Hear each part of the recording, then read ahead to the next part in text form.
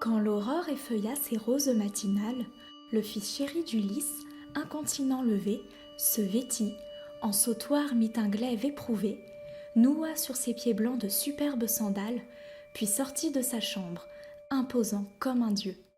Il ordonna de suite aux héros, à voix claire, d'appeler tous les Grecs au conseil populaire. Les héros d'obéir, ceux-ci de tarder peu. Télémaque, aussitôt la foule réunie, marcha vers l'assemblée, une lance à la main. 2 limiers vigilants lui tenaient compagnie. Pallas l'avait doté d'un charme surhumain. Et tous les habitants l'admiraient au passage. Sur le trône il s'assit, chaque ancien s'effaça. Or le héros Égypte à parler commença. Il savait maintes choses, étant courbé par l'âge. En effet, son cher fils Antife, un bon guerrier, suivit sur ses vaisseaux l'époux de Pénélope à l'hippique Ilion. Mais le cruel Cyclope dans son antre l'oxy, le mangea le dernier. 3 garçons lui restaient. L'un était Eurynome, un des intrus. Au champ les 2 autres l'aidaient. Mais le sort de l'aîné torturait le pauvre homme. Ah donc il dit ces mots que des pleurs saccadaient. Itassin, qu'on me prête une oreille propice. Nous n'eûmes de conseil ni de rassemblement depuis que s'embarqua notre divine Ulysse. Qui donc nous réunit? À quel entraînement cède un de nos gaillards ou quelque vénérable? De l'armée apprit-il le fortuné retour? Ce qu'il sut le premier veut-il le mettre au jour? Ménage-t-il un thème au public profitable? À mon sens, c'est improbe, un généreux esprit. Que Zeus pour son projet hautement se déclare. Il dit. Et Télémaque au présage sourit. Sans attendre, il se lève, à tonner se prépare. Debout dans l'agora, du sceptre impérieux vient l'armée Picénor, héros plein de sagesse. Alors premièrement au vieillard il s'adresse. Ancien, il n'est pas loin, tu l'as devant les yeux, celui qui vous convoque. Un grand chagrin m'accable. Je n'ai pas de l'armée appris l'heureux retour, et ne sais rien de neuf que j'ai à mettre au jour. Je n'apporte aucun thème au public profitable. L'affaire me concerne. Un double écrasement pèse sur moi. D'abord, j'ai perdu ce bon père qui jadis vous menait si paternellement. Puis, le pire de tout, ce qui, dans la misère, va plonger ma maison, engloutir mon avoir, c'est que des prétendants, tous de race enfiérie, ont assailli ma mère, hostile à leur vouloir. Il n'ose point aller chez son père Icari pour qu'il dote sa fille et la donne au galant qui saura, gendre élu, capter ses bonnes grâces. Mais, dans notre logis, tous les jours circulant, ils égorgent taureaux, brebis et chèvres grasses, festinent et gaiement boivent le vin de feu. Tout est presque détruit. C'est qu'il n'est pas d'Ulysse pour chasser de mon toit ces monstres de malice. Nos bras n'y pourraient rien. Sans doute, après l'aveu, nous passerons pour nuls et d'efforts incapables. Moi, si je le pouvais, je les chasserais tous, car des actes pareils ne sont plus tolérables. Mon toit périt sans gloire. Or donc, indignez-vous, craignez de nos voisins les blâmes unanimes, redoutez des grands dieux la juste Némésis, qu'ils n'aillent courroucé vous punir de ces crimes. Par Jove olympien, par la sage Thémis qui convoque et dissout les assises humaines, mes amis, finissez. À mes regrets constants laissez-moi. Si jamais mon doux père, en son temps, au gré joie bien guettré, a pu causer des peines, vengez-vous sur son fils, rendez-lui mot pour mot en excitant ceci. J'aurais plus d'avantage à vous voir consommer mes biens et mes troupeaux. Vous me rembourseriez peut-être le dommage, car je vous poursuivrai par toute la cité, réclamant mon avoir jusqu'à rentrer entière. Mais pour toujours m'abat votre complicité. Il se tut, hors de lui, jeta son sceptre à terre et pleura chaudement. Le peuple s'affecta. Tous les autres alors de garder le silence. Nul n'osa lui répondre avec impertinence. Le seul Antinoüs, comme il suit, riposta. Télémaque verbeux, sans frein, dans ta faconde, pourquoi t'en prendre à nous? Tu veux nous dépriser? Ce n'est pas les galants qu'il te faut accuser, mais ta mère chérie, en ruse si féconde. Voici 3 ans déjà, 4 prochainement, qu'elle frustre des Grecs l'amoureuse jeunesse. Elle flatte chacun, nous fait maintes promesses au moyen de courrier, mais toujours son cœur ment. De ce malin esprit voyons le dernier leurre. La belle a commencé, dans sa chambre tissue, un voile fin, immense, et nous a dit sur l'heure: mes jeunes prétendants, puisqu'Ulysse n'est plus, avant tout autre hymen, souffrez que je termine. Puisse mon fil servir jusqu'au moindre écheveau, ce drap que ma tendresse à Laërte destine, quand la faux du trépas l'aura mise au tombeau. Contre moi tonnerait toute grecque matrone si l'opulent héros gisait sans un linceul. Son discours convainquit notre âme par trop bonne. Or, ce qu'elle ourdissait le jour pour ton aïeul, sa main le défaisait la lampe rallumée. Ce jeu dura 3 ans et nous assujettit. Mais quand l'heure amena la 4e année, une ancelle aux aguets du fait nous avertit. Nous la surprîmes donc décousant l'ample toile. C'est alors qu'à regret l'achevèrent ses doigts. Aussi, nos volontés, du coup, je les dévoile pour ta propre gouverne et celle des Grégeois. Renvoie enfin ta mère, ordonne-lui de prendre l'époux qui lui plaira, par son père amené.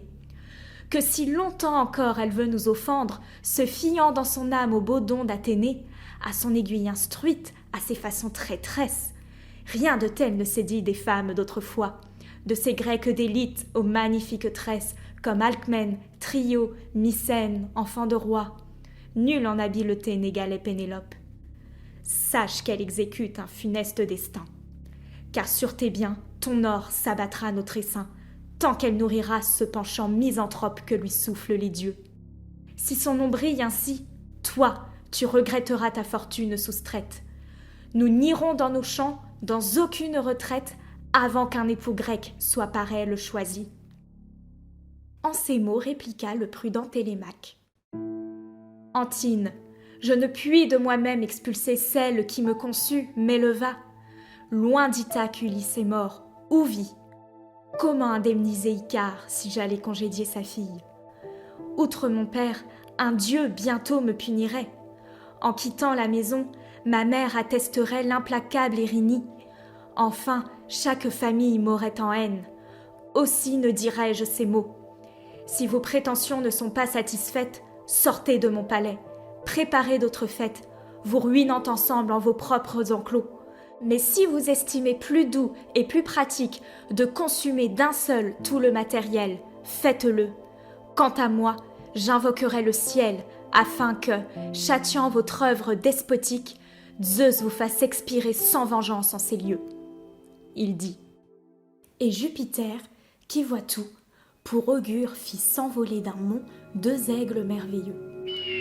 De leurs rames d'abord, la puissante envergure les soutint côte à côte au souffle du matin. Mais, rendus au milieu du bruyant pêle-mêle, 20 fois en tournoyant, ils battirent de l'aile, et, l'œil sur les rivaux, annoncèrent leur fin. Puis, se griffant de l'ongle et le col et la face, ils s'enfuirent à droite à travers toits et murs. L'aspect de ces oiseaux stupéfia la masse, et chacun pressentit des accidents futurs. À l'instant se leva le vieillard Alytherse, fils de Mastor. Ce preux d'hospice et de devin, mieux qu'aucun, possédait les sciences diverses. Désireux d'être utile, au peuple il dit soudain. Itas, qu'on me prête une oreille propice. Aux prétendants surtout s'adresse mon discours, car un grave malheur les attend. Non, Ulysse n'éternisera point son voyage au long cours. Peut-être est-il tout proche, élaborant leur perte. Dans le même filet, on verra trébuchant plus d'un fils de cette île exposé au couchant. Donc, pour les réprimer, qu'ici l'on se concerte. Qu'eux-mêmes restent quoi? Ils s'en trouveront mieux. Point ne prédis à faux, mais avec sapience, et tout s'accomplira, j'en ai la conscience, comme je l'annonçais, quand, suivi de ces preux, partit pour Ilion notre ingénieux maître. Je dis qu'exténués, tous ses compagnons morts, après 20 ans d'absence, inconnus sur ses bords, ils reviendraient. Eh bien, Aujourd'hui, tout doit être. L'héritier de Polybe, Eurymaque, aussitôt. Vieillard, va-t'en prédire au fond de ta cassine l'avenir à tes fils, de peur d'un mauvais lot. Sur ce point, mieux que toi, bien mieux, je vaticine. Une foule d'oiseaux vole au rais du soleil, sans rien nous présager. Au loin d'ailleurs, Ulysse trépassa. Plutôt Dieu que ton sort fût pareil. Tu ne déploierais pas cette morgue d'hospice et n'exciterais point Télémaque, irrité, dans l'espoir qu'il fera quelque don à ta race. Mais je te le prédis en toute sûreté, si par ton vieux savoir, ta parole fallace, tu pousses ce jeune homme à d'outrageux débats, sa chance n'en sera d'abord que plus vilaine. Puis de ta prophétie il ne jouira pas. Toi, l'ancien, nous saurons l'infliger une peine amère à recevoir, terrible à supporter. Voici comment il faut que Télémaque opère. Qu'il expédie enfin Pénélope à son père. Il trouvera l'époux et saura présenter la belle dot qu'exige une fille qu'on prône. Car les galants, je pense, à leur rude pourchat ne vont pas renoncer. Nous ne craignons personne, pas même Télémaque avec son beau fracas. Peu nous importe aussi ton prophétique esclandre, barbon. Il te faudra d'être plus abhorré. Méchamment nous prendrons tous leurs biens sans les rendre, tant que la reine aura son hymen différé. À nous contraindre, nous, qui vivons dans l'attente, sa vertu nous oblige, et l'on s'est interdit l'amour d'autre beauté dont la main est tentante.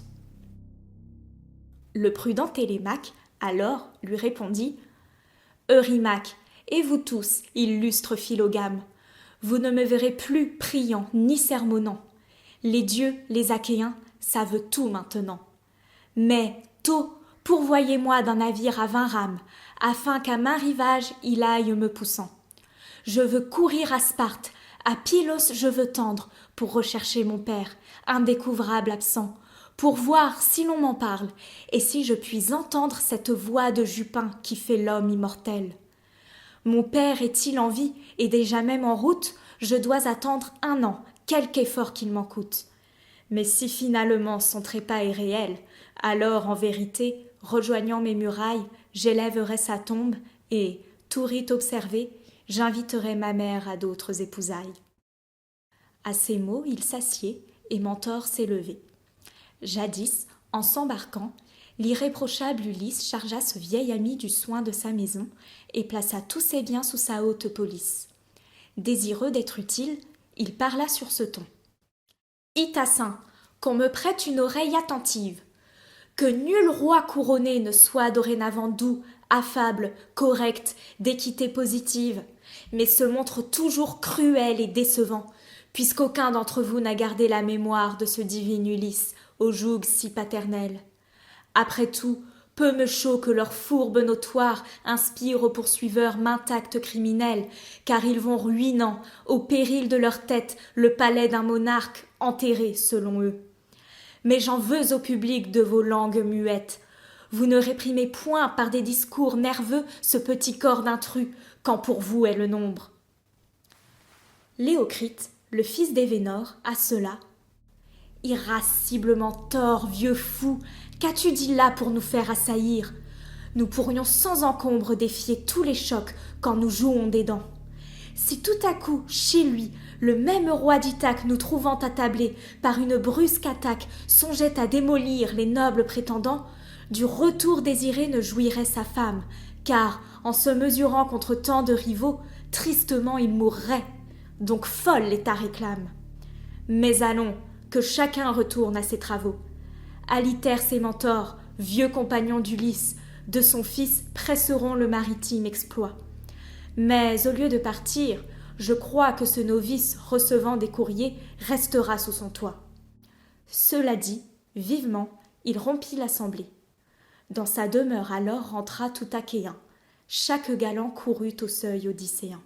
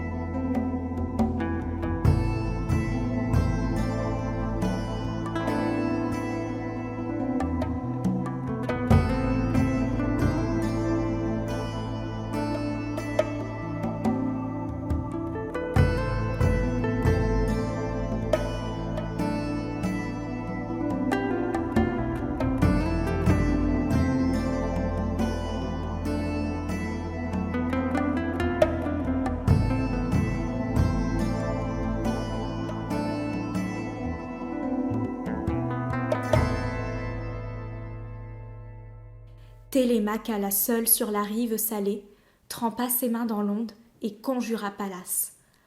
Entends-moi, déité qui fus hier mon hôtesse. Tu me dis d'affronter cette mer piperesse pour découvrir mon père indécouvrable, hélas. Or, les Grecs à ce but s'opposent de conserve, les prétendants surtout, hautement discourtois. Telle fut sa prière. Et sur-le-champ, Minerve le joignit, de Mentor prenant l'air et la voix. Puis elle proféra ces paroles ailées. Enfant, tu ne seras lâche ou folle à nouveau.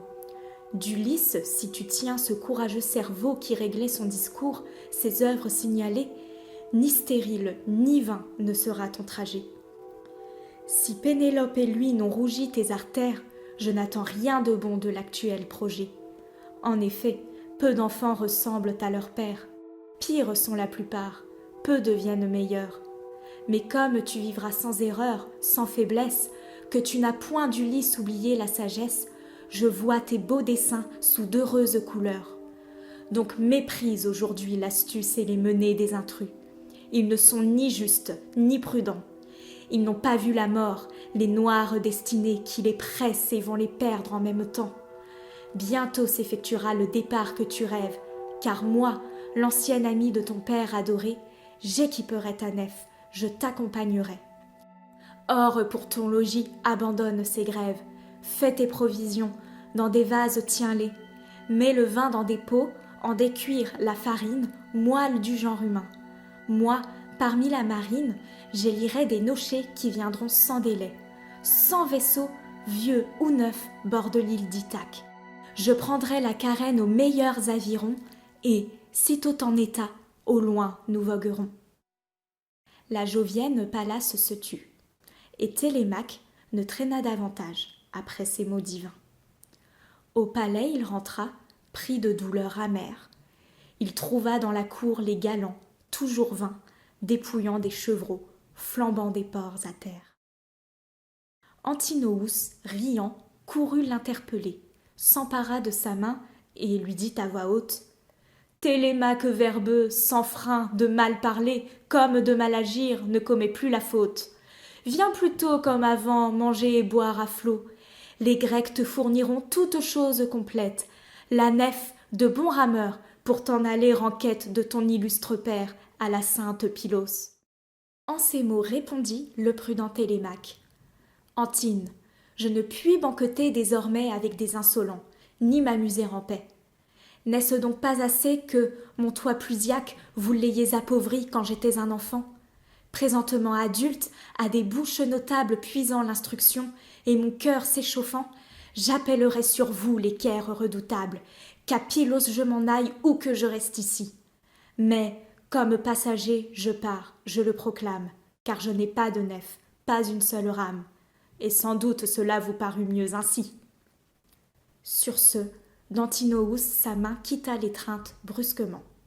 Les gloutons préparaient leur banquet. De rire, de brocart, ils remplissaient l'enceinte. Voici comment l'un d'eux à railler s'appliquait. Télémaque à coup sûr médite notre perte. Au sable de Pylos, à Sparte, le facon s'en va quérir main forte. Il le désire, certes. Ou bien il veut gagner le sol toujours fécond des Phires, pour nous avoir des poisons énergiques, en charger nos boissons, nous plonger au tombeau. Un autre de ces fous disait ces mots cyniques. Qui sait si, ballotté sur un mince bateau, errant, il ne mourra lui-même, comme Ulysse. Lors il nous donnerait un surcroît de labeur, car on vendrait ses biens, laissant cet édifice à sa mère, à l'élu, maître de ses faveurs. Il jasait. Lui descend au cellier de son père, pièce vaste, voûtée, où sont l'or et l'airain, des coffres pleins d'habits et l'huile odorifère. En ordre se rangeaient, le long du souterrain, des jarres contenant un vin vieux, délectable, un pur et vrai nectar pour Ulysse garder, s'il revenait jamais d'un exil lamentable. Un huis à 2 battants fermait, consolidé, ce poste où, nuit et jour, restait comme intendante et veillait prudemment sur l'immense trésor, Euryclée, enfant d'Ops issu de Pisénor. Télémaque, appelant la vieille gouvernante. Nourrice, en main temps fort, allons, puis un bon vin, le plus doux après ceux qu'ici même tu sers pour ton malheureux roi. Si pourtant ce divin retourne, s'échappant de la mort et des caires, remplissant 12 pots que bouche liège et pois, verse de la farine en des outres bien closes. Je veux, en blé moulu, 20 mesures de choix. Toi seul auras mon plan. Groupe toutes ces choses. Je les prendrai ce soir, lorsque, pour se coucher dans son appartement, remontera ma mère. Car à Sparte, à Pylos, je m'en vais rechercher très attentivement les traces de mon père. L'excellente Euryclée alors se lamenta et dit en gémissant ces phrases empeinées. Mon fils, à ce sujet quel démon te tenta? Pourquoi donc ferais-tu de si longues tournées, garçon unique et cher? Ah, vraiment loin des siens, le noble Ulysse est mort parmi d'autres peuplades. Toi parti, je prévois ici des embuscades pour te tuer par ruse et diviser tes biens. Donc reste auprès de nous. Sur la mer infertile, ne va point te risquer et souffrir 1000 maux. Le prudent Télémaque insistant à ces mots. Paix, nourrice, en ceci c'est un dieu qui me style.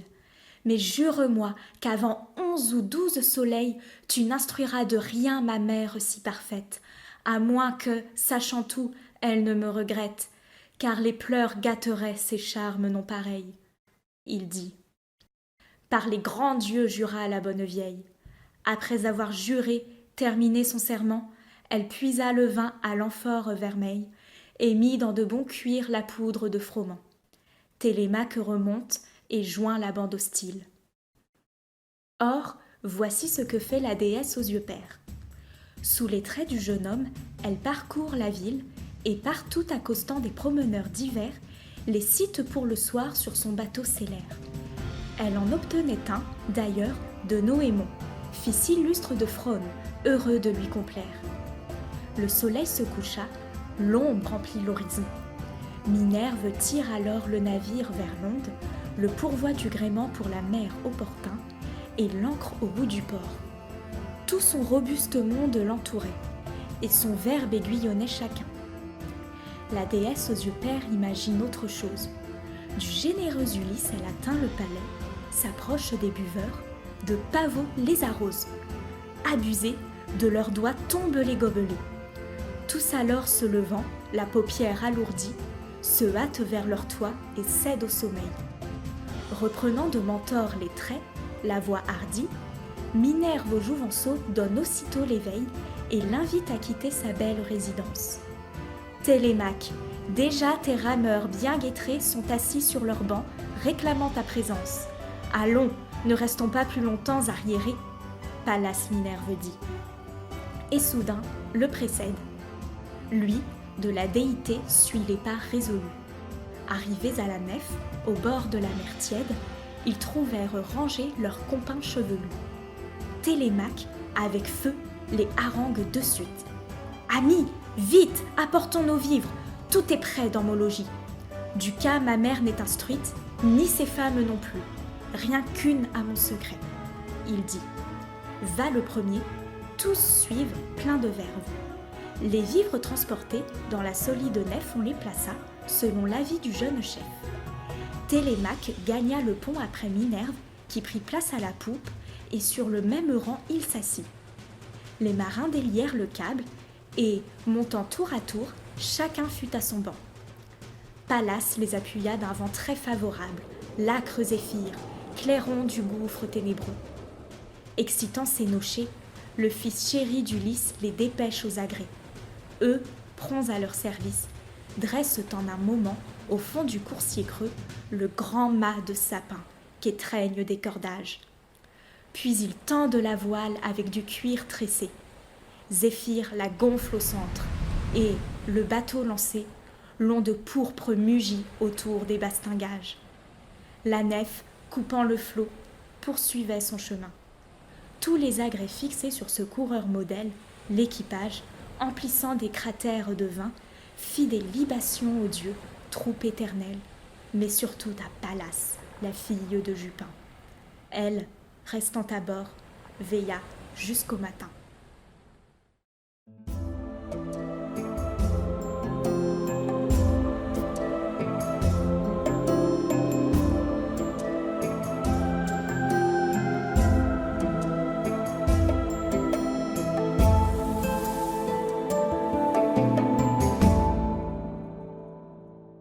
L'Odyssée par Homère. Traduction par Ulysse de Séguier. Lecture par Charlène Torres. Composition et interprétation des musiques par Alexandre Jaunet.